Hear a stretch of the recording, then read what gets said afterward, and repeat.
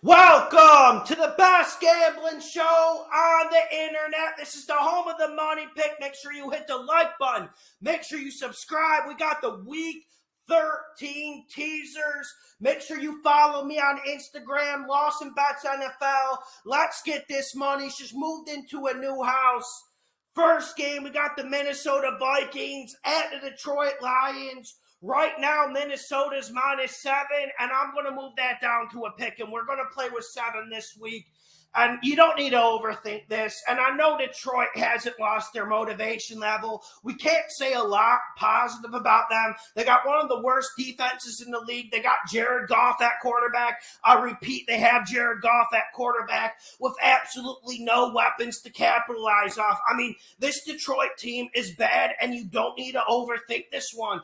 And you got a Minnesota team. Yes, they have choke potential. Yes, there is Kirk Cousins at the helm. But you should sit down and feel comfy with this. It's just based on what Minnesota has to play for. And let's go to X's and O's. I know Detroit's run defenses look better the last 2 or 3 weeks. I mean, are you really going to judge like the Bears and Montgomery as a run game? They've looked better, but you can pound the living hell out of Detroit. They might have the slowest, least athletic defense in this league. Not that I'm throwing shots, because the Patriots have had the least athletic defense in the league's year before, and they were like top 5. So that's how it goes. But I think Minnesota wins this game. Too many big plays, too many playmakers. I'm not seeing who the hell is going to cover Thielen and Jefferson. Detroit just sits back and soft cover 3 all day, and that's what Kirk Cousins eats at. When you get up in his face, when you send blitzes, that's when he gets nervous. Detroit's not the team to do that. They have absolutely no pass rush. Next game, we got the Denver Broncos. Theodore at the Kansas City Chiefs. Right now, we got Denver +10. I'm bringing it up to Denver +17. I know some of you guys are wary of the blowout component to this game. And whenever Pat Mahomes and Big Red Andy Reid step on any football field, there is potential for blowout because the explosion is just top notch. We know how it goes.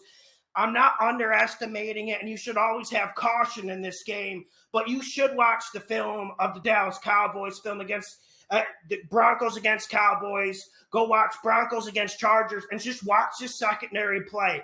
Look at how close they are to people. Look at the press man-to-man. Look at the zone blitzes. And then without Von Miller, they're not really missing anything in the pass rush. Correct me if I'm wrong.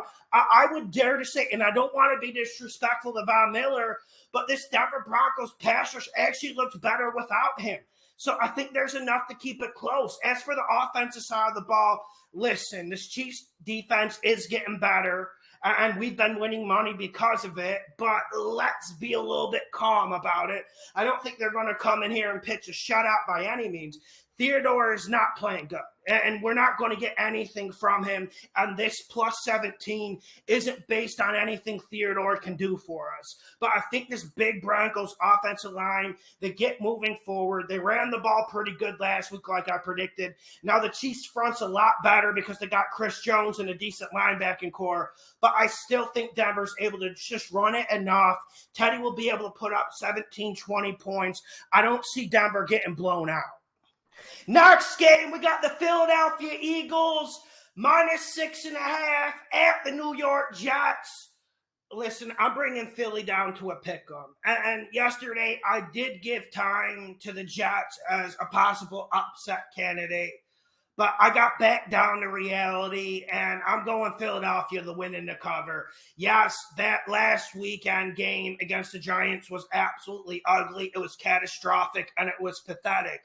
There's no other ways to describe that Philadelphia Eagles performance. But this podcast has been riding this Eagles train all year. We've been flying in them, and that's what I see happening. I just think Philly gets back to basics. Read option, play action with Hurts. And, you know, I like what Zach Wilson brought last week against the Texans. I watched the film last night, and listen, the kid actually brought something, but I don't think he makes more plays than Hurts. And you guys can throw out Hurts' stats and say how bad he is, but the kid makes 3 or 4 magical plays a game, and I say that every week, and no one listens, and they bet against the Eagles, and they end up doing what they need to do.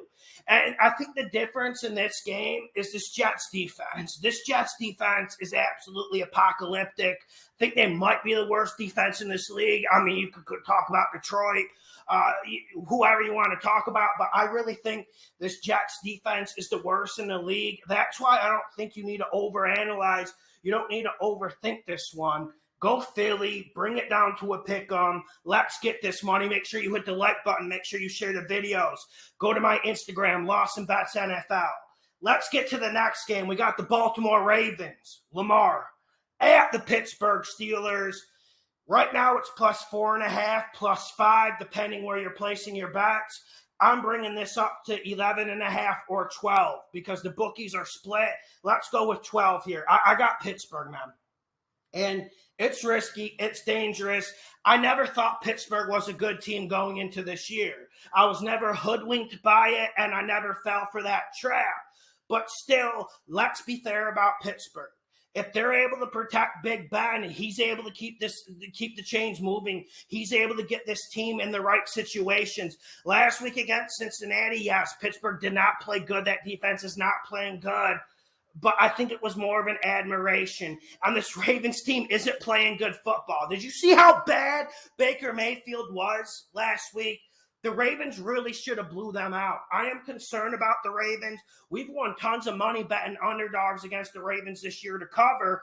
I think Pittsburgh does the same. I don't have an indictment whether the Ravens or Steelers win, but we're working with 12 points here. We're working with a motivated Mike Tomlin. We're working with a Pittsburgh defense that has underperformed the last 2 weeks. It's been absolutely pathetic. I think Pittsburgh's defense comes out and responds. Now, the big thing is Pittsburgh going to be able to run the ball? That's the big thing going around. Ravens have solved their run defensive issues. I don't think they really have. As long as Big Ben gets decent protection and has run-pass balance, I think Pittsburgh will be able to run it a little bit. I think they'll be able to throw it a little bit, and that's enough to cover the 12. And we got a Ravens offense. You know, you got Lamar Jackson, and you think pure physicality, pure speed. They got one of the fastest offenses in this league. They really do. But this is also a rhythmic offense, and this is a team that just doesn't have gusto, doesn't have the rhythm on offense. I don't know what the hell's happening. But one thing I do know, Pittsburgh plus 12. Next game, and this is for the degenerate gamblers. We got Dallas, them boys, at the New Orleans Saints. Dallas -6. Bringing it down to a pick 'em. Listen, if Taysom Hill comes in and plays good, Saints can steal this game. That's why it's just for you degenerates who like betting Thursday night games that are completely unpredictable. Now, you would think Dallas would come in and take care of business, but pretty much 90% of the population thought Dallas would take care of business against the Raiders and then Broncos, okay? A lot of people got swept up into that mess. That's why I don't want it on your teaser, and sometimes you guys don't listen to what I say. I'm just talking about this game because I know there's going to be people who bet it. I know there's going to be people who really want to throw it on the ticket, add it to the ticket. I know there's going to be those people. I just wanted to say, make sure you have caution. I don't think Taysom Hill plays good. That's why I would bring the Cowboys down to a pick 'em. But there is a possibility that Sean Payton has a rabbit to pull out of this hat, and he's got a really good defense to do it. I am worried about this Dallas offensive line against this active, ferocious Saints front. This Dallas offensive line hasn't been good in the pass block game. Let's be realistic. That's one advantage the Saints have, and that could tilt the whole game. I'm bringing it down to Dallas pick'em. I would never do Dallas -6 tonight. Next game, we got the Washington No-Names at the not the Oakland Raiders, the Las Vegas Raiders. No-Names are plus 2.5. I'm bringing them up to 9.5. I think this is a playoff game. I think this is a physical game. This isn't for the kids. This isn't for the wife. This is a game where there's going to be bloodshed in those trenches. And I think Washington is better in the trenches. I told you on Monday night. Say what you will about Heineke, but I was talking basic John Madden football. I think This Washington team will run the ball better than the Seahawks. I did say that. And I think they run the ball better this game than the Raiders. And I think Washington's got a better defensive front. They keep their run fits better. And when you're looking at this Raiders team, they're missing something without Henry Rocks. I mean, Carr's had some great games this year. This might be Carr's best season since the Jack Del Rio era. I don't think that's an over-exaggeration. But I think Washington does the little things better this game. I think they're more physical. I think they're more robust. And, you know, with Waller dinged up, you're relying on Hunter Renfrow. I think Waller will play, but that's a concern, man. And even if you got Waller and Renfrow, there's only so many times you can throw it underneath. And if you're throwing deep balls to Zay Jones, that's not a great strategy to win. The way you have to attack Washington is you have to slang it. You have to throw it down the field, and you have to test them. I don't think the Raiders got the formula to do that. No names plus 9.5. Last game for the teaser, we got the Jags at Rams. I'm going to make this short and sweet. We're going to do a 10-point teaser here. If you need to do the 7, you can bring it down to 41. But I'm bringing this down to 38, and I'm going over. I'm working the over-under on this. This is the Rams game, man. They roll in. This is their Super Bowl. Everyone's going to get excited about the Rams again. Von Miller, we're all excited about him. We're all excited about Odell Beckham. Well, since Von Miller got there, they're 0-3. Since Odell Beckham got there, they did what? I mean, Matt Stafford is a problem. We're starting to hear the injury issues. But, man, this is a Jags offense that isn't going to help the Jags defense. They just are a non-functioning entity on that Jags offense. I think the Jags will get some garbage points like they did last week against the Falcons. And I think this Jags defense, I think they get tired. I just think they've thrown in the towel because this Jags defense can actually play.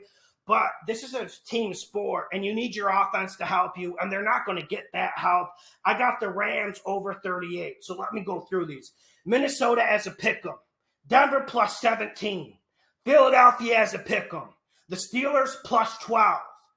Dallas as a pick'em, but I'm not putting that on, so be careful about that. No names plus 9.5, and then Jags, Rams, over 38. Let's get this money. Hit the like button. Share the videos. Thank you, guys.